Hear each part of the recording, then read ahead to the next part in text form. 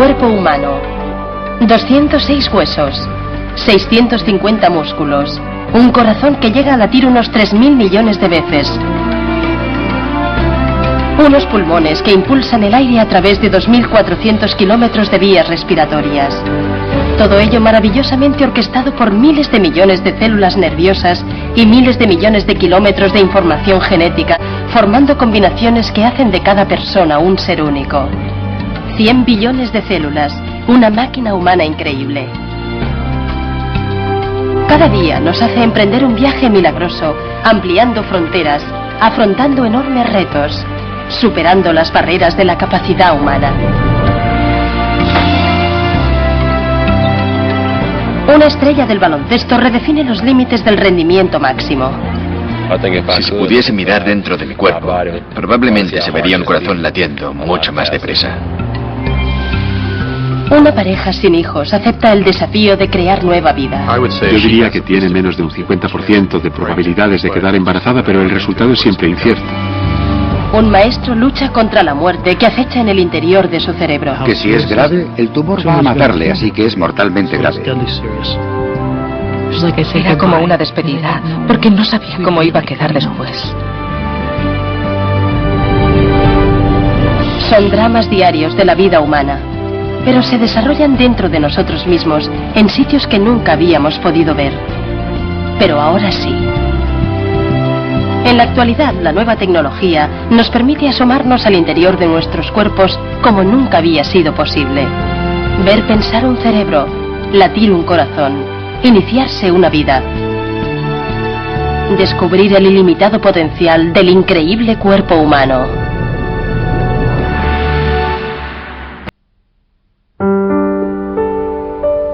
El cuerpo humano. Es alucinante ver cómo se coordina todo el sistema. El corazón late. El cerebro lanza señales eléctricas. Los ojos son capaces de captar todas esas longitudes de onda, almacenar la luz y recuperar la información. Si yo fuera ingeniero y me dijeran, fabrica un sistema que pueda captar información sónica, luminosa y almacenar en memoria todo lo que ha visto, respondería, se necesita un equipo impresionante. Y todo eso se almacena en células diminutas que se integran para formar un maravilloso copo de nieve llamado ser humano, cada uno increíblemente diferente a los demás. Partiendo de un grupo de células, un nuevo ser humano emprende su viaje a la vida cada cuarto de segundo en algún lugar del mundo.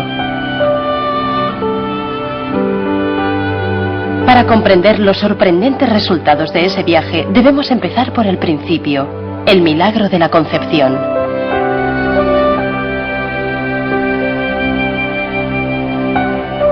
Para algunas parejas, el aparentemente habitual milagro de la concepción parece imposible.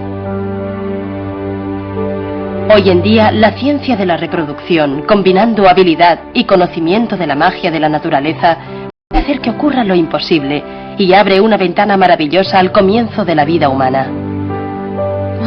Mi marido y yo llevamos 11 años juntos y no íbamos a por ello, pero tampoco lo evitábamos. Un día se nos ocurrió que quizá hubiera algún problema, porque yo no me quedaba embarazada. Y decidimos investigarlo.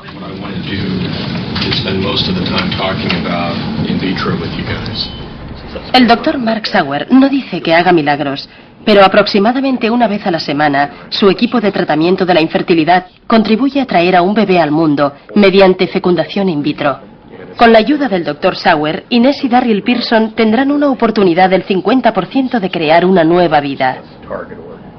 La fecundación in vitro es un proceso natural, aunque se haga fuera del cuerpo humano, porque nos permite unir espermatozoide y óvulo para crear un embrión. Eso no es diferente a lo que ocurre en la naturaleza. Pero a diferencia de la naturaleza, el equipo del laboratorio del Dr. Sauer nos permitirá observar el encuentro entre espermatozoide y óvulo con extraordinario detalle.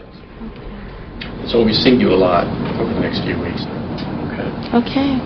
We're just ready to get started now. You can go ahead and push it back in and try it again, maybe a little more slowly. Inés inicia un tratamiento de inyecciones de hormonas que estimulará a sus ovarios a producir más del habitual óvulo al mes. Do it like this. I'll squeeze the skin. You'll wipe with alcohol. Wipe with alcohol. Like so, okay? Oh my God. A little bit faster than that. Yeah, like that.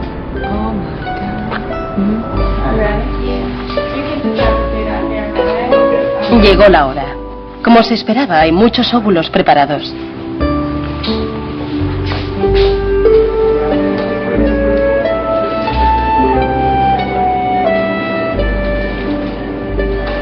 Mientras la anestesian, Inés formula un somnoliento deseo. What was that?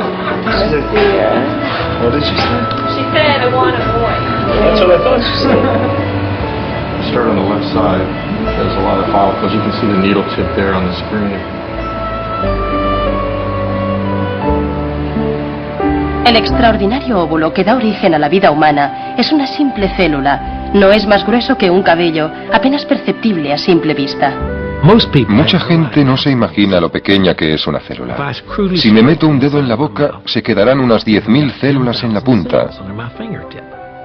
Son realmente diminutas. No pueden verse sin el microscopio.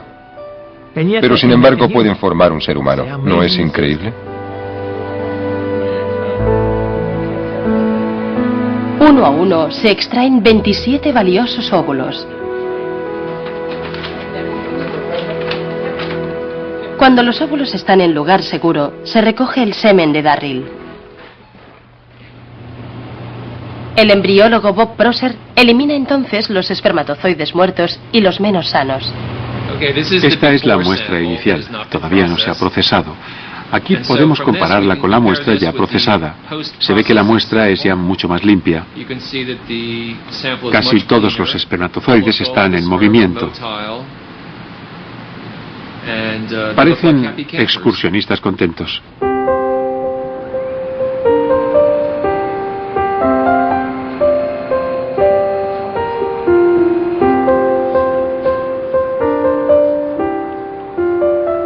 El doctor Prosser coloca el óvulo ampliado 400 veces y prepara el espermatozoide que ha seleccionado entre varios cientos.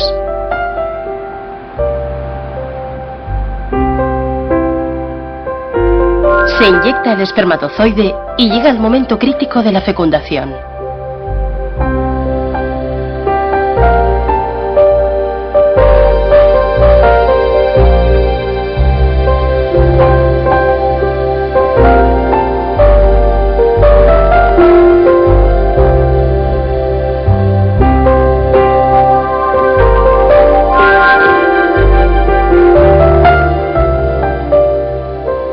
El doctor repite el procedimiento introduciendo un espermatozoide en otro óvulo.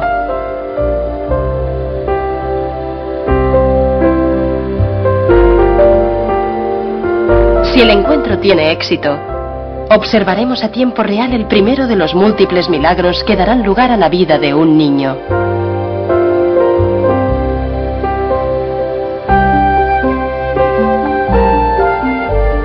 En este momento se cruzan dos destinos humanos con la mezcla del material genético del óvulo de Inés y el espermatozoide de Darryl. Cada uno aporta 23 cromosomas, cadenas de información que pronto se unirán. Con apariencia de cordillera microscópica, cada cromosoma contiene genes compuestos de moléculas de ADN, el elemento más básico de la vida humana. Juntas, dichas moléculas forman un completo manual de instrucciones, el plano de un ser humano.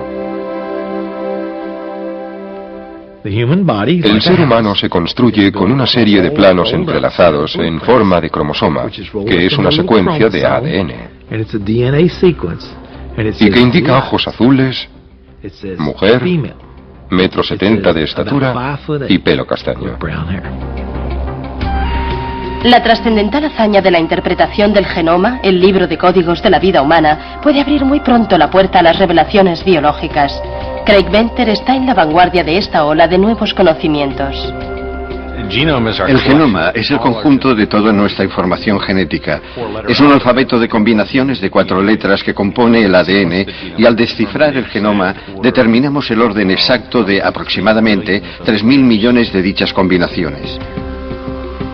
Su elegancia reside en su simplicidad. El código genético se compone de 4 sustancias químicas diferentes que sustituimos por las letras A, C, G y T. Les asignamos 4 colores, uno por cada letra del código genético. Es como hacer un rompecabezas, solo que este rompecabezas tiene 27 millones de piezas, así que venía en una caja muy grande y sin dibujo en la tapa. El encaje de las piezas de este rompecabezas ha proporcionado conocimientos que mejorarán la calidad de vida del ser humano y que quizás incluso la prolonguen. Estamos dando los primeros pasos para dominar una fuerza muy poderosa. Hay una relación entre el envejecimiento y nuestros genes, de modo que si podemos controlar los genes, ¿podremos retrasar el proceso de envejecimiento? Bueno, eso está muy lejos, pero es posible. Conocer el genoma humano y registrar sus cambios es un gran paso hacia la comprensión de cómo se construye esa maravillosa máquina que es el cuerpo humano. A través de la historia, la secuencia de ADN se ha ido transmitiendo de generación en generación dentro de cada familia y ahora pasa a la descendencia.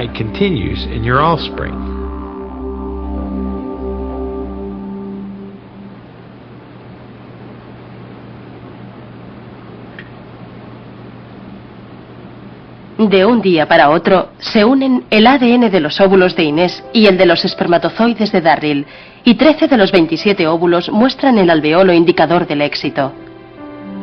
Funciona. Con exquisita gracia, una célula se convierte en 2. 2 se convierten en 4. Cada una de ellas duplica el ADN original y exclusivo. La creciente progresión de la división celular se mantiene. Durante 5 días se controla la evolución de los embriones. Por fin, la división crea masas de células conocidas como blastocitos. Cada uno de estos blastocitos puede convertirse en un miembro de la familia Pearson. Ahí tenemos un embrión. Si nos fijamos, el envoltorio del embrión central es muy fino. El embrión se está preparando para salir del envoltorio. Es un buen blastocito. La masa interior de células se convierte en el propio embrión. La primera imagen que tenemos al pensar en un bebé, brazos, cabeza, piernas, pelo, en esa masa celular interior es donde se encuentran las células madre embriónicas, el centro de la revolución genética que se está produciendo. Las células madre embriónicas están en la vanguardia de la vida humana. Estas mágicas células comodín se transforman con el tiempo en todos los tipos de células del cuerpo humano. El aislamiento de las células madre, dado su extraordinario potencial, se ha convertido en el santo grial de la ciencia, aunque no exento de polémicas. El Dr. John Gerhardt está al frente de este gran logro. Estas células tienen 2 propiedades. Una es que si las mantienes en la cápsula bajo determinadas condiciones de cultivo, siguen creando más células iguales a ellas, así que se podría llenar una habitación de células madre embriónicas. Son células no diferenciadas, todas tienen el mismo aspecto. Sin embargo, si cogemos algunas de esas células y las sometemos a condiciones de crecimiento diferentes, son capaces de formar todos los tipos de células presentes en el cuerpo humano.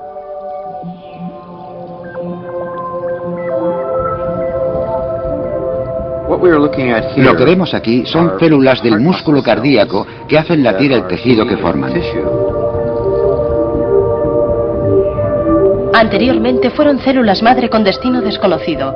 El Dr. Gerhardt ha dirigido su desarrollo para convertirlas en células cardíacas que ahora laten en perfecta sincronía. La humanidad ha soñado siempre con poder sustituir los tejidos corporales que estuvieran dañados, enfermos o simplemente desgastados. Pero no disponíamos de material inicial para hacerlo. Ahora tenemos en el laboratorio, creciendo sin problemas en las cápsulas, todos los tipos de células que componen el cuerpo humano. Forman una persona. Una célula madre puede formar una persona. Esto es increíble. ¿Puedo controlar esa célula madre y comprender sus mecanismos? Ahora estamos preparados para responder a una de las preguntas básicas sobre la formación del ser humano. Very well formed and ready to transfer type of blastocysts. Después de 6 días de crecimiento en el laboratorio, los embriones de Inés están listos para su implante. Le muestran lo que podría ser la primera foto de su bebé. Now, with embryos of this quality, if I put in 3, the chance of multiple birth may be as high as 40 to 50%. Usually twins. If that makes you overly nervous, then I would suggest putting in 2, which still gives you a very good rate, but less multiples. What do you think about all that? I think we'll go with the 2. Okay. Okay, so we'll do 2. Al principio decidí que 2. Me dije, si uno no sale adelante, vivirá el otro. Pero en el último momento me lo pensé mejor y dije, bueno, tampoco es demasiado. Después de todo lo que habíamos pasado, limitarlo a 1 no me parecía muy inteligente. Empezamos a hablar del tema y dije, bueno, 2 tampoco son tantos. Okay. So maybe I'll do the 3. Now you want to do I'll do the 3. Well, I'll put in that new order for you. Bob, she wants the 3 now.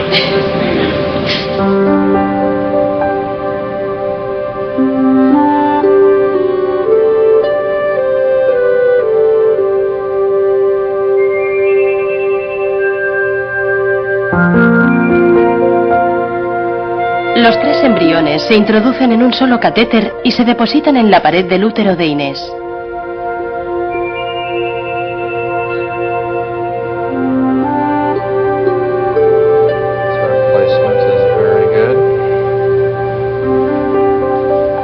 Todo ha ido bien. Es el comienzo que esperas.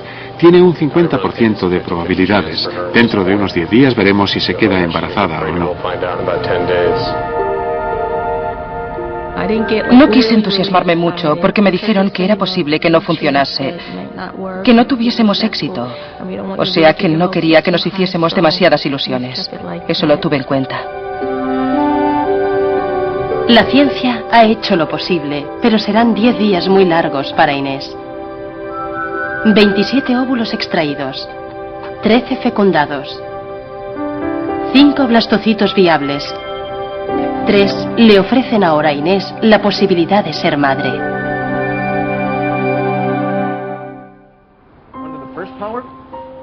Does that look right?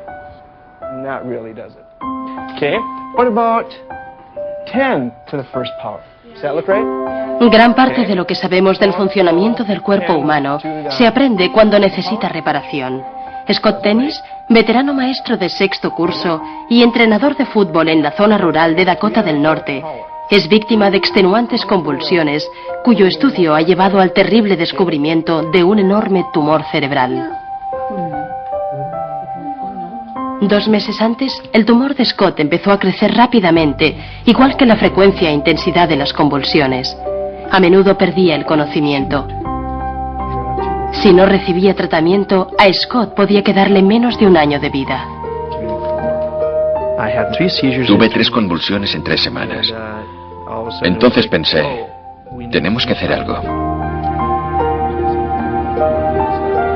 Scott y su esposa Lisa se dirigieron a la renombrada clínica Mayo de Rochester, Minnesota, donde recomendaron una operación cerebral de alto riesgo. El cerebro es un órgano glotón. Mientras que el cerebro de Scott solo constituye un 2% de su peso corporal, consume el 20% del oxígeno que utiliza su organismo. Flotando en la cavidad craneal, sus dos hemisferios contienen 100.000 millones de células y las ágiles conexiones entre ellas producen la consciencia. Pero si dichas conexiones se ven interrumpidas por una enfermedad o un tumor, el cerebro falla y las tormentas eléctricas pueden crear el caos en su interior. Yes. My job here today is to put these markers on. Okay, and they create a reference mark on the MRI images. Okay. Conocer la posición exacta del tumor es algo vital. Un movimiento en falso en cualquier dirección podría dejar a Scott paralizado, eliminar células imprescindibles del cerebro o algo peor. Okay. Last two. And we're all set. Okay. Thank you.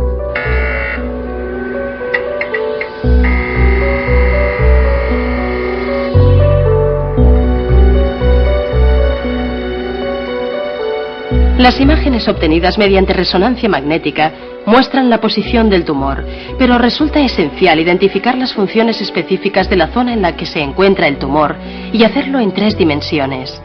A partir de dichas imágenes se construye un modelo tridimensional del cerebro de Scott para los cirujanos. Eso les permitirá ver su interior desde todos los ángulos, como si su cráneo y su cerebro fuesen transparentes. Hace tiempo, cuando llegué a la clínica Mayo, componía imágenes, las primeras imágenes tridimensionales, y hablando con un neurocirujano, le mostré algunas de mis visualizaciones del cerebro y del tumor. Me dijo algo que nunca he olvidado. Si lo veo, puedo arreglarlo. Puedes eliminar cualquier plano que desees. Así que si quiero eliminar el cráneo y luego quitar la parte exterior y seguir profundizando, basta con apretar unos botones que me llevarán justo a la zona de trabajo. Es una imagen totalmente diferente.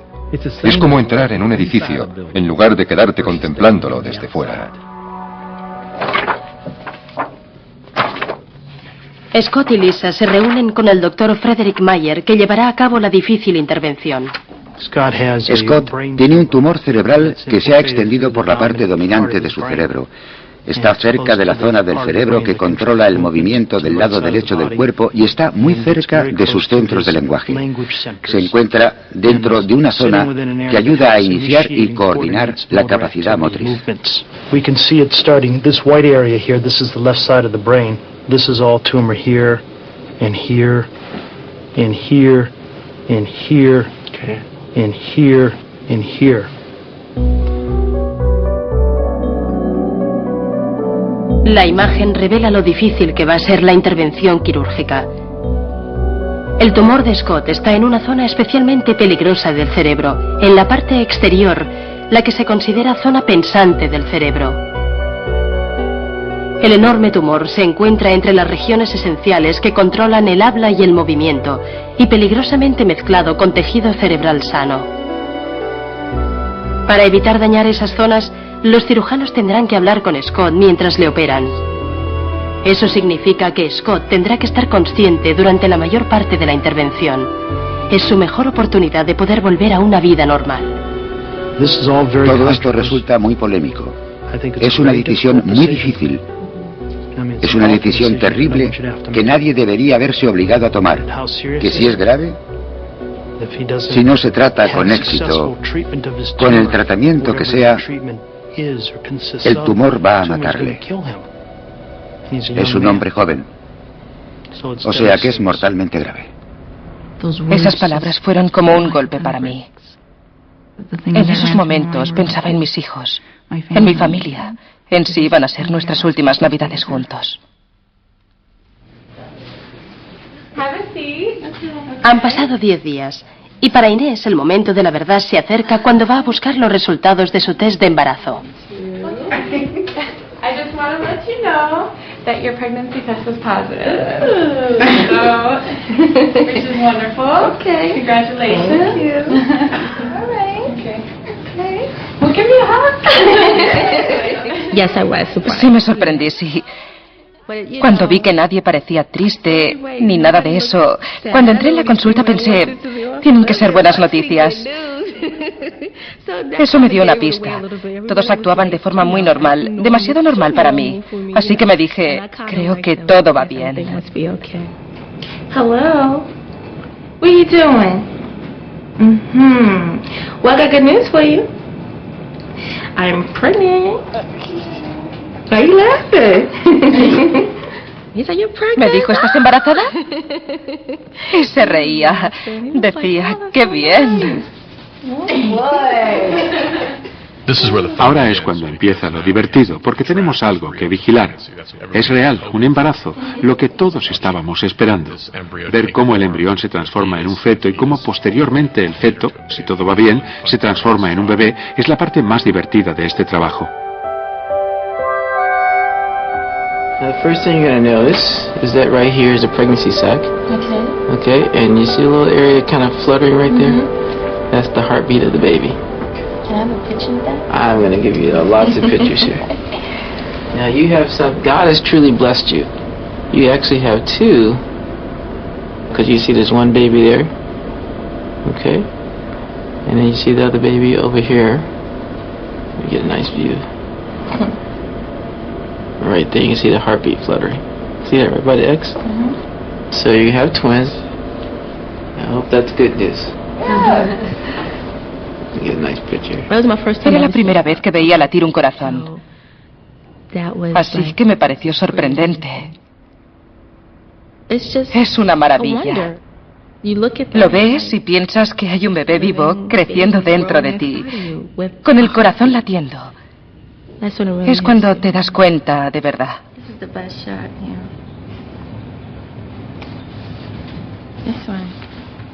Es durante este periodo cuando aparece el primer sistema, el sistema circulatorio. Ves cómo se forman los vasos sanguíneos, el corazón empieza a latir y son momentos decisivos porque el embrión solo puede alcanzar determinado tamaño con un sistema circulatorio propio. A los 22 días, el diminuto corazón, no mayor que una semilla de amapola, empieza a latir. Al poco tiempo, el embrión bombea su propia sangre a través del cordón umbilical para recibir oxígeno y sustancias nutritivas de su madre. El corazón, que ahora es un simple tubo, crecerá y se convertirá en una estructura de 4 cavidades capaz de latir 100.000 veces al día. En 70 años de vida, el corazón humano late unos 3.000 millones de veces, lo cual puede explicar por qué los yogis prefieren medir el tiempo no en días, sino en latidos.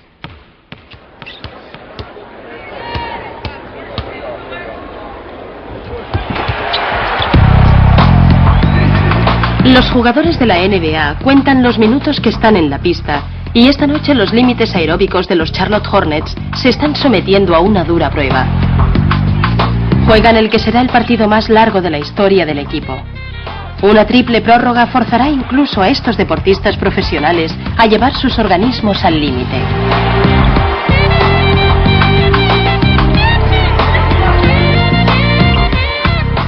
¿Cómo lo hacen? Desplazándose por la pista, bombean más de 28 litros de sangre por minuto. En ese mismo minuto, incluso el espectador más excitado desplaza solo unos 5 litros. Sientes cómo te late el corazón, sobre todo si es un partido con mucha presión o de los que tienes que moverte mucho por la pista. Sí, desde luego sientes el corazón. Parece que se te va a salir del pecho.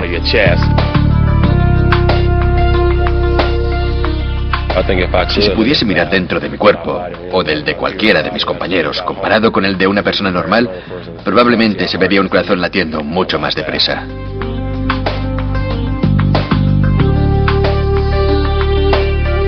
El latido del corazón está controlado por el cerebro, que lo ajusta a las necesidades del cuerpo. Durante el ejercicio, cuando los músculos requieren más oxígeno, se envían mensajes para acelerar el ritmo cardíaco en consonancia. Para los Hornets, los últimos 30 segundos de la triple prórroga pondrán a prueba como nunca sus corazones y músculos. El entrenador reúne a sus exhaustos jugadores para darles las últimas instrucciones.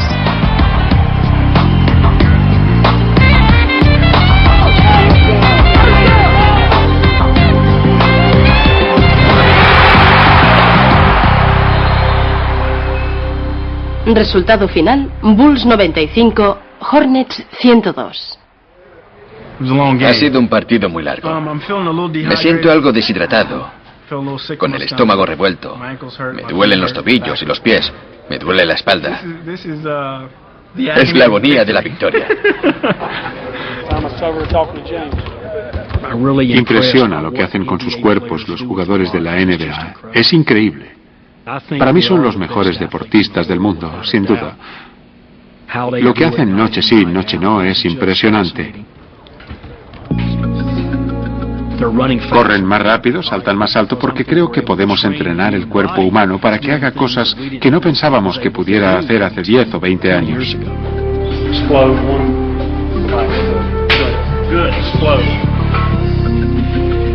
¿Cómo logra el organismo humano alcanzar tan altos niveles de rendimiento?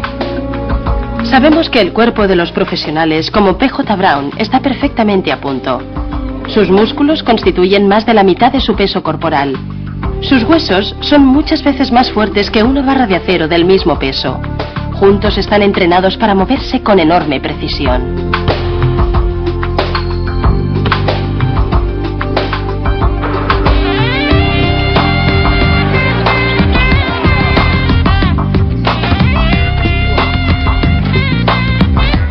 Pero ¿es algo más que la forma física lo que diferencia a estos jugadores de élite? Científicos y deportistas sospechan que lo más importante es la interacción entre cuerpo y mente. Llevo tanto tiempo jugando al baloncesto que ahora todo es un acto reflejo.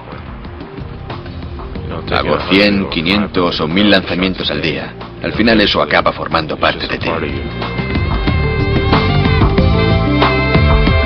La repetición continua fuera de los partidos hace que el tiempo de reacción sea mucho menor en estos, como si el entrenamiento intenso conectase mejor el cerebro. Un jugador de baloncesto profesional, con mucho entrenamiento, es en muchos aspectos un verdadero genio, en el sentido de que puede correr por la pista y regatear a la vez, ver a los demás jugadores y lanzar la pelota simultáneamente, como jamás podría hacerlo la gente que no entrena.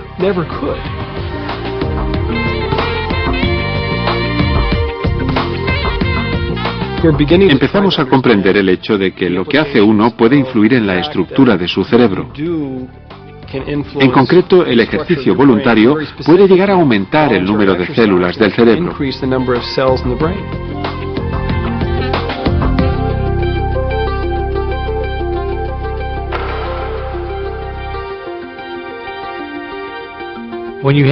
Si nos fijamos en una neurona, vemos que esa pequeña célula extiende sus brazos como los árboles sus ramas.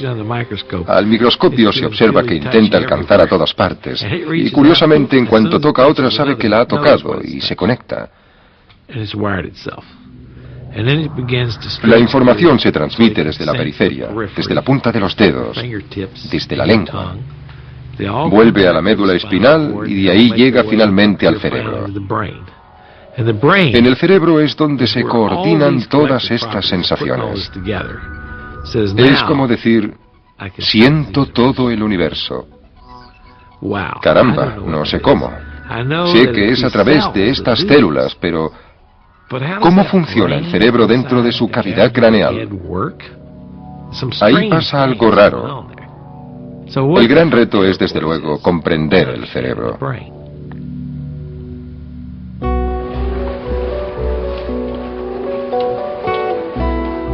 Spell the word man. M-A-N. Has. H-A-S. Rain. Falta menos de un día para que operen a Scott en la clínica Mayo. Para que los médicos entiendan mejor cómo funciona su cerebro, se somete a una serie de pruebas básicas de conocimiento y de lenguaje. Say they raise good potatoes. They raise good potatoes. Will you answer the telephone? Will you answer the telephone? I ordered a ham sandwich, a glass of milk, and a piece of apple pie. I ordered a ham sandwich, piece of apple pie, and a glass of milk. Penguin. Estas pruebas permiten al equipo quirúrgico detectar los cambios, las señales de peligro, mientras hablan con Scott durante la operación. Ojalá no tuviese que estar despierto y simplemente le anestesiaran y despertase con los mismos resultados. Va a ser muy duro. Tengo que estar consciente durante la operación. Y en fin, no sé cómo va a ir, pero me da mucho miedo.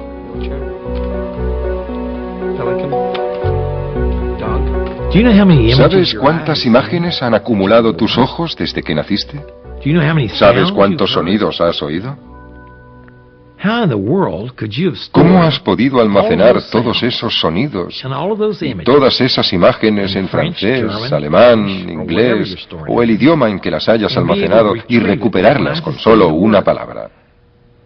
Si yo digo anillos de Saturno, ¿cómo puedes, tras el poco tiempo que ha tardado en llegar a tus oídos, recuperar esa frase? Es fascinante ver lo rápido que funciona el cerebro.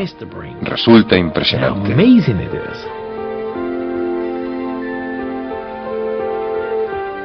¿Cómo consigue el cerebro realizar tal proeza de memoria y dónde la almacena? Ha asombrado durante siglos a los científicos. La ciencia ha seguido la pista de este gran misterio y la inesperada respuesta ha surgido de donde menos se esperaba.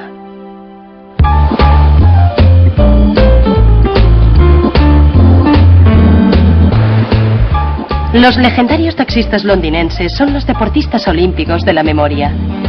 Para desenvolverse en el amedrentador laberinto del centro de Londres, deben crear un complejo mapa mental de miles de calles, locales y referencias. Londres es una ciudad inmensa, una zona enorme de geografía caótica, y ha crecido sobre la marcha, sin una verdadera planificación. O sea, que sus calles giran y se entrecruzan. En Londres tenemos algunas calles que tienen un nombre en un lado y otro nombre distinto en la acera de enfrente. Londres no se diseñó para el tráfico que tenemos ahora. Se diseñó para caballos, carruajes y demás.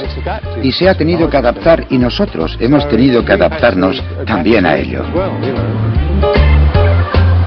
Los científicos de la Universidad de Londres que estudian la configuración de la memoria han encontrado sujetos de estudio ideales a la vuelta de la esquina. Durante 150 años, todos los taxistas novatos han tenido que someterse a un duro examen, conocido por los londinenses como el callejero. La mayoría de los candidatos tarda al menos 2 años en aprobarlo, lo que proporciona a los investigadores la oportunidad de comprobar cómo se adapta el cerebro cuando requiere almacenar cantidades ingentes de información.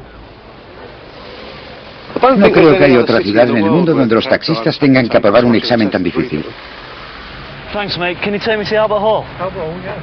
Cuando alguien se sube al taxi y te dice lléveme a tal sitio, tiene que ser ya, y tienes que saber enseguida a dónde va y por dónde tienes que llevarle. Requiere mucha capacidad de retención, recordar todo lo que has aprendido. Se trata de gente normal cuyo trabajo depende de ejercitar su cerebro más allá de lo normal. Los científicos creen que una determinada región de su cerebro, denominada hipocampo, podría ser la clave de su éxito. El hipocampo forma parte del interior del cerebro. Está situado junto a lo que denominamos lóbulos temporales, las zonas del cerebro próximas a las sienes, justo detrás de estos huesos. Se componen de 2 estructuras, una a cada lado, vitales para el almacenamiento de nuevos recuerdos. Now, run me to the nearest police station. They bar up Waterloo Bridge, Ford Lancaster Place, left into the Strand. Si la memoria depende del hipocampo, en la escuela de callejeros, los aspirantes a taxistas someten a esta zona del cerebro a un buen esfuerzo. Lower Robert Street. Right, York Way. Left Shaftesbury Avenue, left Great Windmill Street. Right into Goldport Road and set down on the left. Dave, give me the name of a restaurant on Portland Road with a lady's name. Chutney Mary's. Hereford Road, where would you give me? Veronica's. Denise, Southampton Road contains a restaurant with a lady's name. Would that be Denise's restaurant? If I then said to you, Zaffarano's restaurant, Zaffaren restaurant, Zuka Zo, I now want zinc. It's very important with all these points that you keep them in your mind and see them in your eyes, okay? That's it. Thank you for attending and keep these sheets. Anything we didn't know, please go out and look for it. Thank you very much. Después de la clase, los estudiantes como Andy Miller recorren las calles, puesto que el procesamiento de imágenes ocupa más actividad cerebral que todos los demás sentidos juntos. Nos resulta sorprendente que la experiencia directa sea una parte esencial del adiestramiento callejero. Primero te aprendes las calles. Luego tienes que aprenderte los locales de cada calle.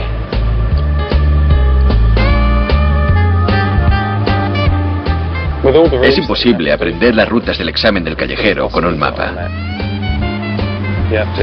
Tienes que salir en la moto, con lluvia, frío o nieve.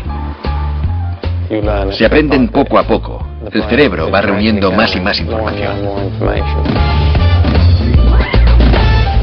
Mientras sigas recordando y visitando las calles, estas permanecerán en tu cerebro. Pero ¿cómo retiene y ordena el cerebro toda esa información? Como suponían los científicos, el dominio del callejero influye físicamente en el propio cerebro. Sus estudios llevaron a la conclusión de que parte del hipocampo de estos conductores era mayor de lo normal. Las diferencias más acusadas se presentaban en los conductores que llevaban más tiempo ejerciendo su profesión. El hipocampo contiene un mapa espacial. Y parece que en los taxistas londinenses ese mapa espacial corresponde al centro de Londres y su complejidad hace que las conexiones neuronales se desarrollen, crezcan y se reproduzcan, con lo cual el hipocampo aumenta de tamaño. Es como si, de algún modo, en algún lugar de tu cerebro, creases un hueco para meter un mapa, como un programa informático. Tienes que tenerlo en la cabeza. Un mapa en la cabeza.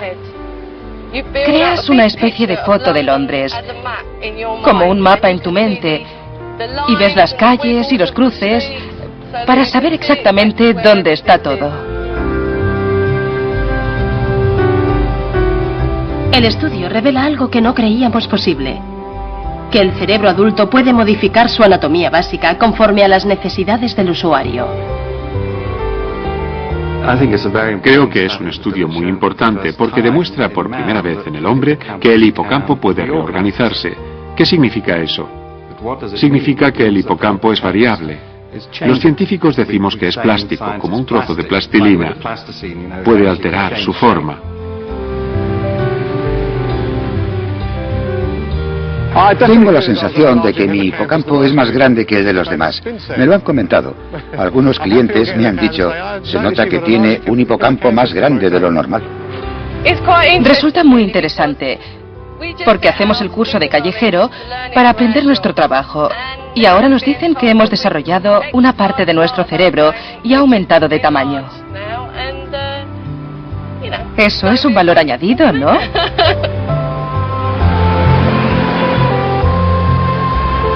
Si la existencia humana puede definirse como un cúmulo de recuerdos, las consecuencias de este estudio son trascendentales. Antes ni siquiera soñábamos que nuestro cerebro fuese tan versátil. Puestos a soñar, ¿podemos utilizar esta información para curar la mente de los epilépticos, de los pacientes de Alzheimer y de los que padecen traumatismos cerebrales?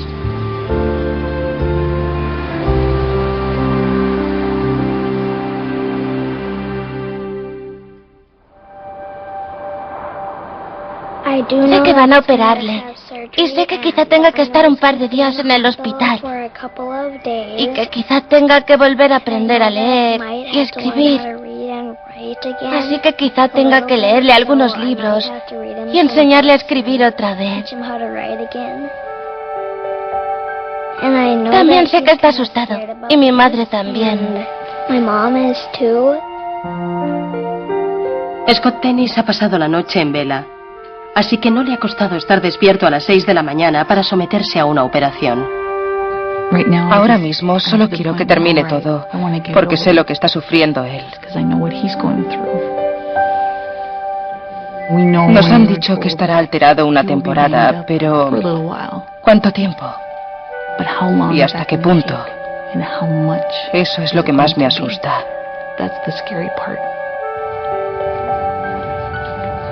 Estaba tranquila hasta que lo vi alejarse.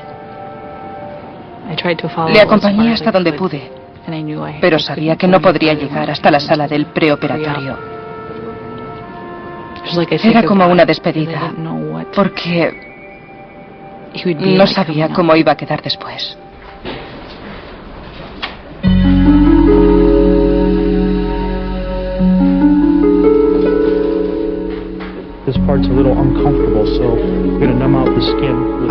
Estoy muy asustado.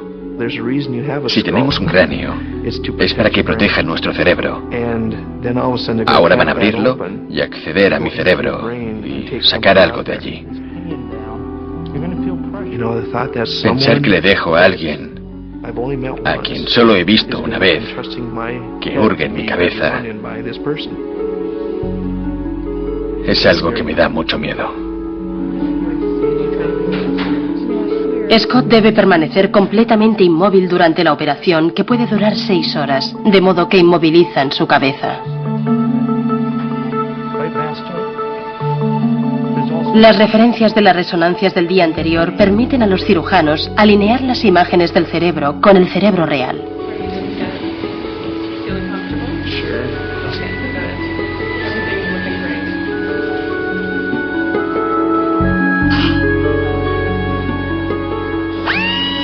Anestesian brevemente a Scott mientras le abren el cráneo. Los médicos no tardarán en despertarle y proseguir con la operación. First thing we're going to do, I think, is we'll go ahead and stimulate, confirm the precentral gyrus as a start. Guiado por las imágenes tridimensionales para localizar lo que no pueden ver sus ojos, el Dr. Mayer accede al tumor. We come to the tumor. It looks like we're just on the outside of it. And anteriorly, there's the border, just as you would predict. So the tumor goes from here, all the way up to about here. And of course, it's going down deep too. All right, we're going to start the stimulation then, okay? I'm ready. Unos impulsos eléctricos interrumpirán brevemente la actividad de la zona en cuestión, permitiendo que el Dr. Mayer sepa hasta dónde puede extirpar sin causar graves daños. Unos milímetros a la izquierda podrían impedir el habla y unos milímetros a la derecha podrían impedir el movimiento.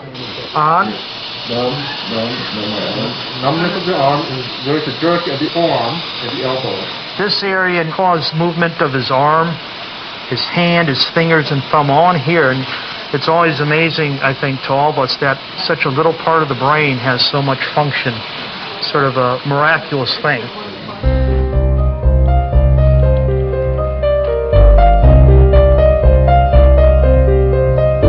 Lisa pasará varias horas sin recibir noticias. Pude pasar hasta 20 minutos sentada, pero luego tenía que hacer algo. Intentaba distraerme, pero me costaba mucho. No hacía más que mirar el reloj. Estaba asustada.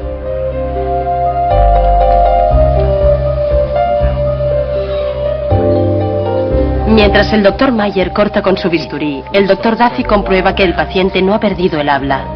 Please sit down. They raise good potatoes. Will you answer the telephone? My leg. Your leg? My leg. What about your leg? It's tightening up. Feels tightness in his right leg. Okay. Spell the word watch.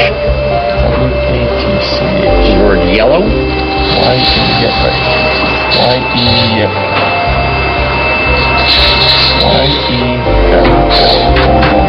Okay. Everything okay?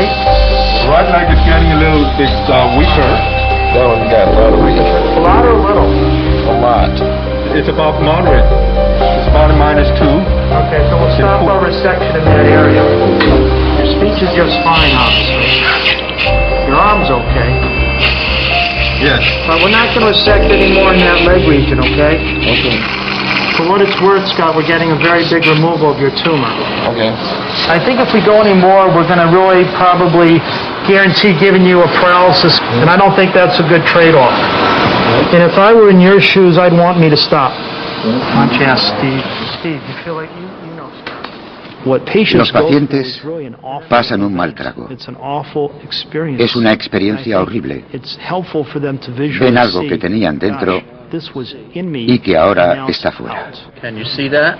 Yes, I can. Okay. That's the tumor, huh? That's the tumor. Cool. Okay. Okay. All right. You've seen enough, huh?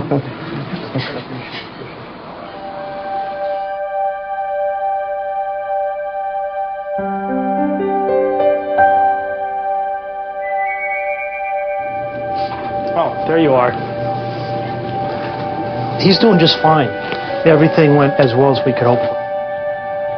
It looks like well over 90% of the tumor's been removed, which is better than I thought we would do, as you know. In terms of his function, I think it's sort of as I predicted to you, but better. His language is fine, his arm's normal.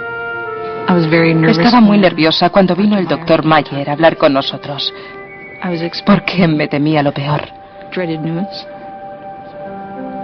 Pero según hablaba, todo tomaba mejor cariz.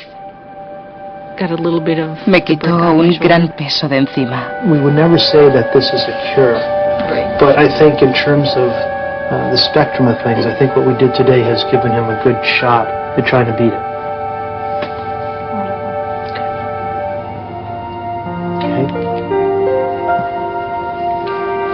We'll let you eat. Thank you. Yep.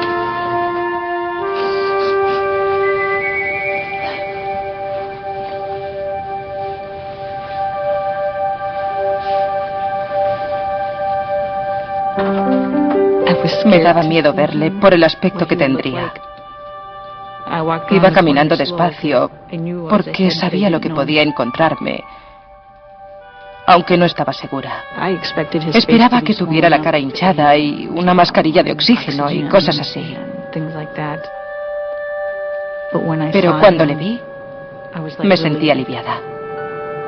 Podía asumirlo.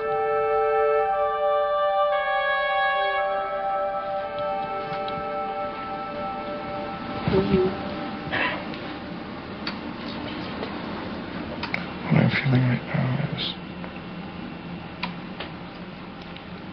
a little headache. Hablaba bien. Me cogió la mano con bastante fuerza a pesar de estar debilitada por la hinchazón. Después de estar tan cerca de la muerte, Scott puede hablar y moverse. Sin la cirugía con paciente despierto y las imágenes precisas del cerebro, el resultado podría haber sido desastrosamente distinto. Me gusta verle sonreír, porque últimamente le ha costado mucho sonreír.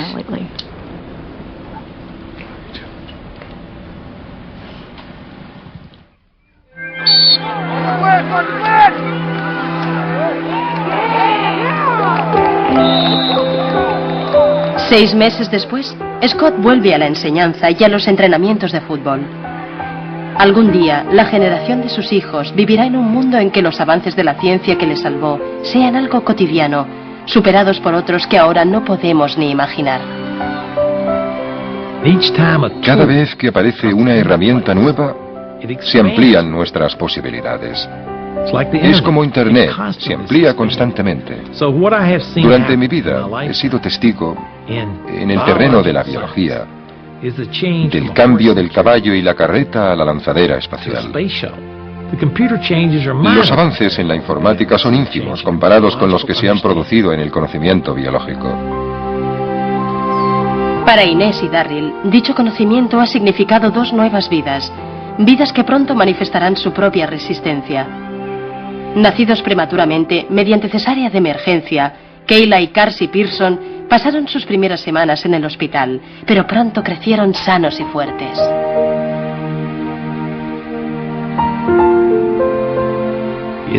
¿Es magia? Cuando coges a tu bebé por primera vez, podrías pensar, bueno, es solo una división de ADN. Pero un momento, esto es maravilloso. Algo más que una simple división de ADN. ¿Qué parte tiene esto de magia o de milagro? El ser humano en conjunto es algo más que la suma de sus partes. Ese algo es la conciencia, la capacidad de almacenar información, de pensar, de crear, de concebir el universo. Es el misterio de la persona. No conocemos el potencial humano. Todo lo que consideramos imposible física y mentalmente resulta que no lo es. Eso significa que los límites que nos hemos impuesto pueden superarse.